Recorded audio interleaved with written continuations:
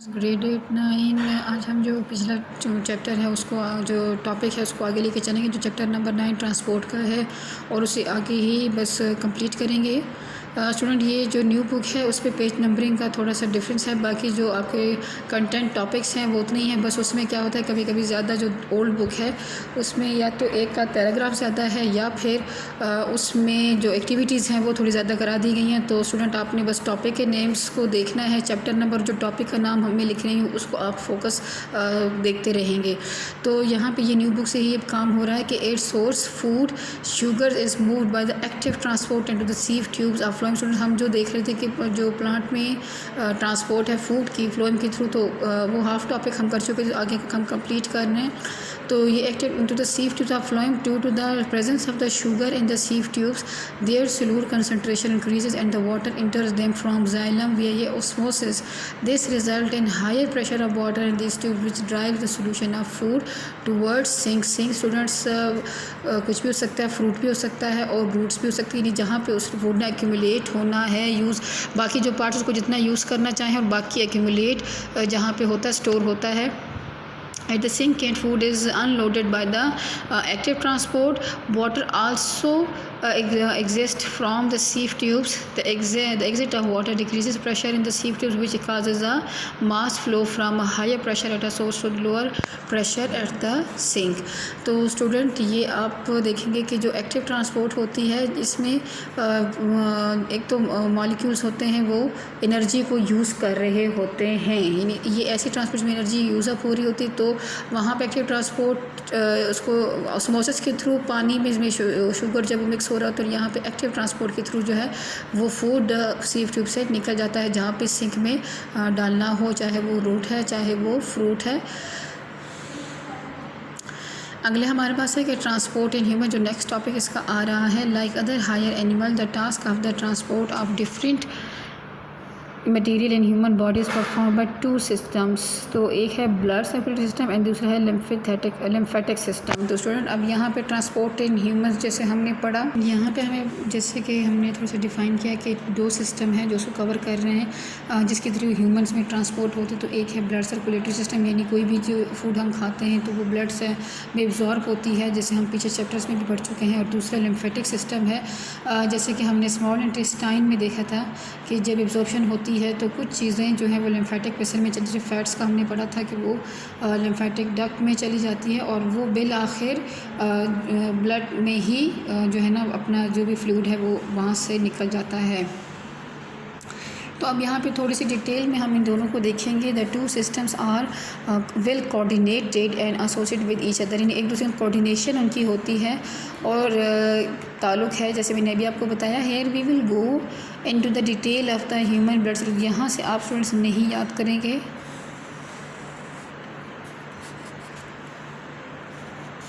like other vertebrates, human have a closed blood circulatory system, meaning that blood never leaves arteries, veins and capillaries. तो student अगर सवाल है कि what is meant by the closed circulatory system, तो आप इसका answer है कि जो ब्लड है वो वेन्स, आर्टरीज में, कैपिलरी से कभी बाहर नहीं निकलता।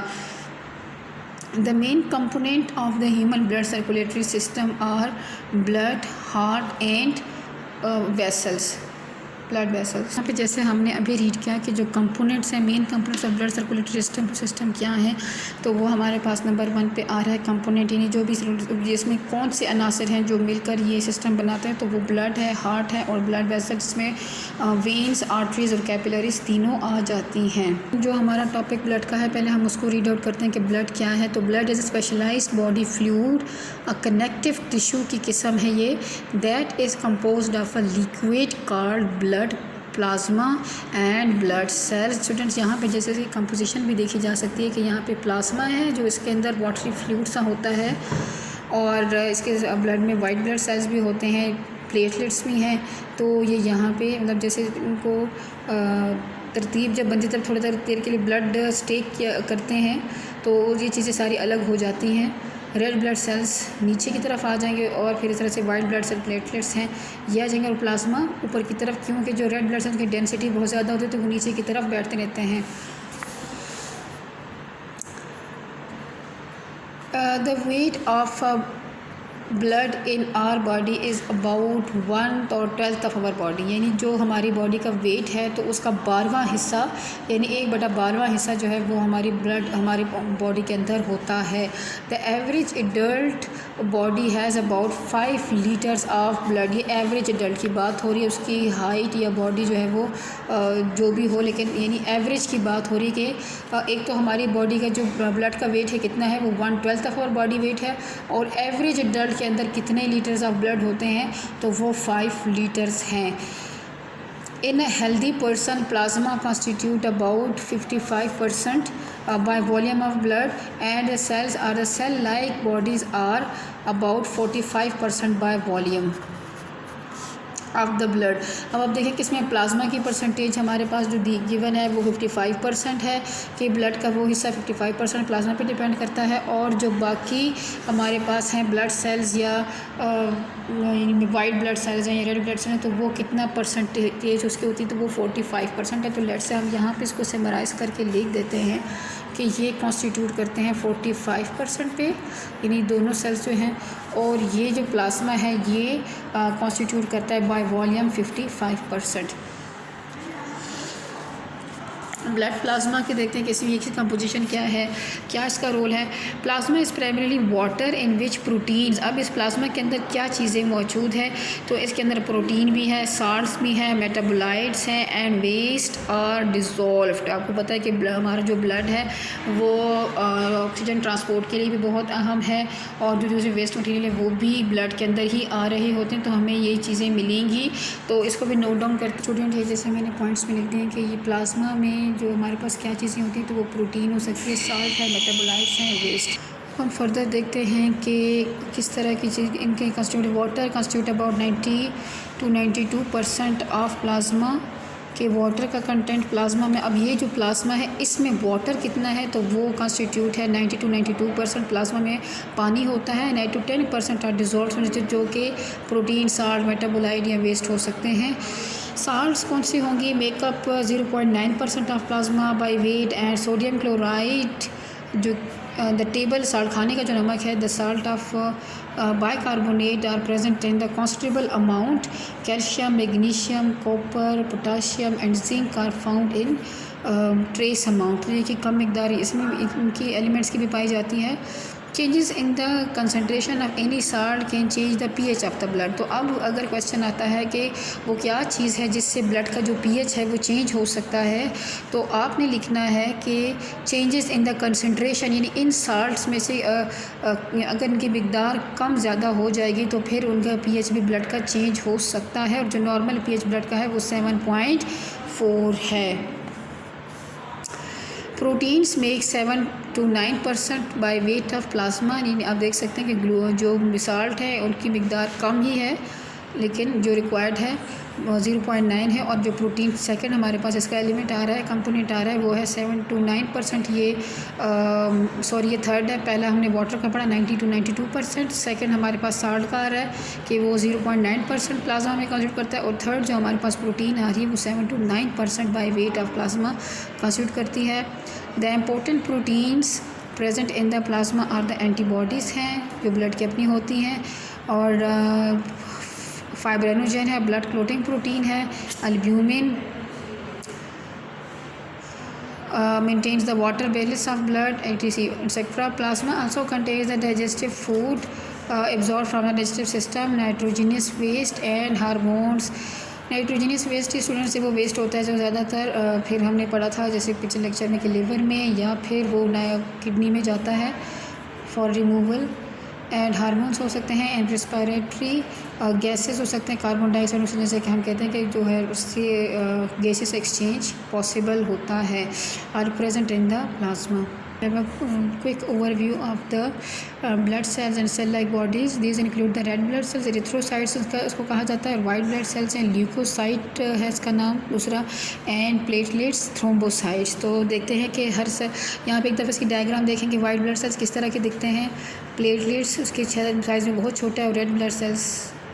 तो अब हम इनकी डिटेल देखते हैं। बाकी red blood cells, erythrocyte, these are the most numerous of blood cells. A cubic millimeter of the blood contains 5 to 5.5 million of RBCs in males and 4 to 4.5 million in females।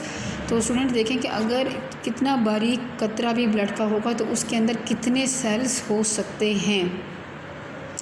When RBCs are formed, they have nucleus. In mammals, when a red blood cells mature, जब red blood cell mature यानी बड़ा हो जाता है, maturity आ जाती है, its nucleus is lost, तो फिर इसका nucleus ख़त्म होगा। And after the loss of nucleus, RBC enter the blood. About 95% of the cytoplasm of RBC is filled with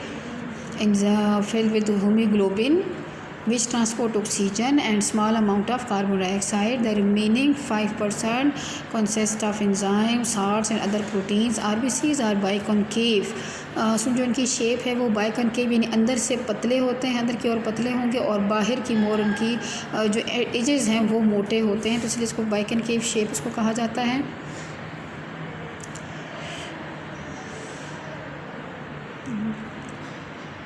and have an elastic cell, लचक होती है, जैसे सेल में ब्रेन है, इनकी सेल में लचक ज़्यादा है। In the embryonic and fertile life, in अभी जब बच्चा डेवलप हो रहा होता है या अभी एम्ब्रियो से निकल जाता है, मतलब एम्ब्रियो से थोड़े से एडवांस फेज़ में आते हैं, तो they are formed in liver. मतलब जो यंग बेबी है या अभी नहीं भी पैदा हुआ तो उन कहाँ पे बनेंगे, ये लिवर में बनते हैं एंड स्प्लीन में बनते हैं। तो ये आप ऑर्गन्स देख लेंगे। In ribs and vertebrae in adults, और एडल्ट्स में कहाँ बनते हैं, they are found in the red bone marrow of short and flat bones. तो ये जो एडल्ट में इनकी बनना कहाँ होता है, वो रेड बोन मेरो पे बनते हैं, यानी जो गोदा होता है हड्डियों के दरमियान वहाँ पे बनते हैं। शॉर्ट एंड फ्लेट बोन्स, जो बोन्स शॉर्ट होंगी और चौड़ी होंगी वहाँ पे ये बनते हैं। सच ए स्टर्नम, जो आपके छाती के रिब्स जहाँ पे जुड़ी हुई हैं, ribs and vertebrae.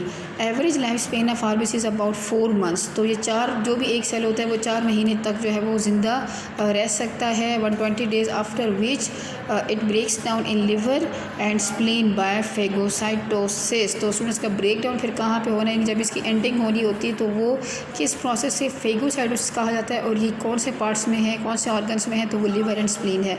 White blood cells students किसे कहते हैं, these are the colourless because they do not contain the pigments and they are not confined to blood vessels and also migrate out of into the tissue fluid। 1 cubic millimeter students ये आपने देखना है कि वहाँ पे भी 1 cubic एक millimetre में इसकी तादाद क्या हो सकती है। Of blood contain 7000 to 8000 white blood cells. तो स्टूडेंट इसमें कि रेड ब्लड सेल्स की तादाद ज़्यादा होती है और वाइट ब्लड सेल्स की तादाद कम होती है। ये life span ranges from months to even years, यानी एक महीनों से लेकर 1 साल तक भी इनकी रेंज हो सकती है, लाइफ हो सकती है, depending on body needs. White blood cells function as the main agent in body defence. तो काम क्या है कि बॉडी डिफेंस को, वहाँ पे रेड ब्लड सेल्स का हमने देखा था कि ये ऑक्सीजन ट्रांसपोर्ट करने के लिए बहुत अहम है, और इनका जो मेन काम आ रहा है वो है डिफेंस सिस्टम को एक्टिवेट रखना। There are 2 main types of white blood cells. तो यहाँ पे ग्रेन्युलोसाइट्स हैं और दूसरा granulocytes have a granular cytoplasm, और दूसरा जैसे नाम लिखा हुआ है तो इसका मतलब है कि इसका साइटोप्लाज्म क्लियर होगा, इसमें कोई ग्रेन्यूल्स नहीं होंगे। और जिसमें ग्रेन्यूल्स है तो वो क्या है, दीज इंक्लूड न्यूट्रोफिल्स के भी फर्दर सब टाइप्स हैं। न्यूट्रोफिल है, डिस्ट्रॉयज का काम लिखा है, destroy small particles by phagocytosis. Eosinophils हैं, break inflammatory substances and kill parasites and basophils हैं, प्रिवेंट ब्लड क्लॉटिंग। तो स्टूडेंट आपने देखना है कि ये टाइप्स, तो अब आपने देखना है स्टूडेंट तो वाइट ब्लड की 2 सब टाइप्स हैं, उसमें ग्रेन्युलोसाइट्स और एग्रेन्युलो में भी इसके 3 टाइप्स हैं, और हर 3 टाइप्स के स्टूडेंट्स आपने सामने उसका फंक्शन लिख देना। मतलब प्रेजेंटेशन के लिहाज से आपका वर्क जो है वो नोट्स जो हैं वो अच्छे बनने चाहिए। तो ग्रेन्युलोसाइट्स का क्या है कि have a clear cytoplasm and include monocytes produce, साथ में इसका काम भी दिया हुआ है, macrophages which engulf the germs. तो स्टूडेंट इसका काम क्या है कि जो जर्म्स आते हैं तो ये मैक्रोफेजेस बनाते हैं। मैक्रोफेजेस आर लाइक जैसे कि वायरस का पार्टिकल है, तो इस तरह से ये भी पार्टिकल्स बनाते हैं। जो जर्म्स आते हैं तो उसको एकदम से खा लेते हैं, इस्तेमाल कर लेते हैं। एंड बी एंटी लिम्फोसाइट्स, जो कि इनका काम क्या है, produce antibodies and kill germs. तो इनका भी, तो स्टूडेंट आप देख सकते हैं कि हम जो कहते हैं कि वाइट ब्लड सेल्स हमारे डिफेंस के लिए, इम्यूनिटी के लिए बहुत इंपॉर्टेंट है। तो ये जो 4-5 इसकी सब टाइप्स हैं वाइट ब्लड सेल्स की, तो इनका फंक्शन के लिहाज से आपको ये देख सकते सकते हैं कि ये कैसे हमें प्रोटेक्ट करते हैं। इसमें हमारे पास है प्लेटलेट्स, इसका दूसरा नाम थ्रोम्बोसाइट्स है। दे आर नॉट सेल्स, ये एक्चुअली सेल्स नहीं है but are fragments of large cells of bone marrow, जिसको मेगाकार्योसाइट्स भी कहा जाता है। They do not have any nucleus, इनका भी जैसे हमने पढ़ा था कि जो रेड ब्लड सेल्स हैं जब वो मैच्योर हो जाते हैं तो उनका न्यूक्लियस नहीं होता, तो इनका भी न्यूक्लियस नहीं, ये प्रॉपर सेल ही नहीं है। एंड एनी पिगमेंट नहीं है इनके अंदर भी। 1 cubic millimetre of blood contains 2,50,000 platelets and the average life span of blood platelets is about 7 to 8 days। तो इनका जो लाइफ स्पेन है वो हमारे पास इन सबसे जो कम लाइफ स्पेन है वो प्लेटलेट्स का है और वो 7 to 8 days, तो उसको भी हाईलाइट रखिएगा। Platelets help in blood clotting, तो अब इसका रोल क्या है, क्या अहमियत है इसकी हमारी बॉडी में, तो वो ब्लड क्लॉटिंग में है। और एक हमने देखा था कि एक जो वाइट ब्लड सेल्स हैं जिसका काम था जिसका नाम बेसोफिल है, तो वो भी ब्लड क्लॉटिंग को रोकता है और ये ब्लड क्लॉटिंग हेल्प करता है ताकि ज़्यादा से ज़्यादा खून जो है वो ज़ाया ना हो जब कोई भी ज़ख्म लगे। The clot serves as a temporary seal at the damaged area. White blood cells die in the process of killing the germs. These dead cells accumulate and make the white substance called the pus seen at the infection site। pus क्या है तो और किस वजह से होता है, तो यहाँ पे इसकी रीज़न दी हुई है स्टूडेंट। आपने बाकी इसके सारी जो डिस्क्रिप्शन दी हुई है तो आपने इसको साथ साथ रीड आउट करते रहना है। अल्लाह हाफ़िज़, बहुत ख्याल रखिएगा।